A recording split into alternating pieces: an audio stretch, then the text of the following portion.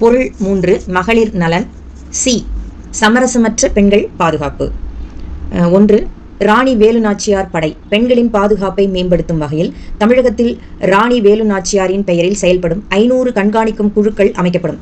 முழுக்க பெண்களை மட்டுமே வைத்து உருவாக்கப்படும் இந்த குழுக்கள் சாதாரண உடலில் பொருத்தப்பட்ட கேமராக்களோடு கண்காணிப்பு பணிகளை மேற்கொள்வார்கள். 2 செயற்கை நுண்ணறிவு தொழில்நுட்பத்தில் செயல்படும் ஒருங்கிணைந்த கண்காணிப்பு மையம்.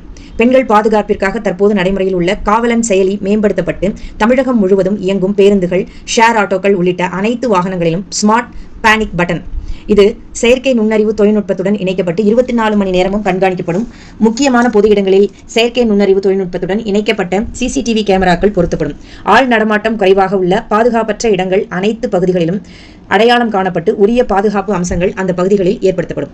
3 பெண்களுக்கான சிறப்பு விரைவு நீதிமன்றங்கள். பெண்களுக்கு எதிரான குற்றங்களை விசாரித்து விரைவில் நீதி வழங்க சிறப்பு விரைவு நீதிமன்றங்கள் அமைக்கப்படும். 4 பணிபுரியும் மகளிர் மாணவிகளுக்கான விடுதிகள். தமிழகம் முழுவதும் முக்கிய நகரங்களில் பணிபுரியும் மகளிர் மாணவிகள் தங்குவதற்கு உரிய பாதுகாப்பு மற்றும் நவீன வசதிகளுடன் கூடிய விடுதிகள் அமைக்கப்படும். இதில் அதிகபட்ச மாத கட்டணமாக 2500 ரூபாய் மட்டுமே வசூலிக்கப்படும்.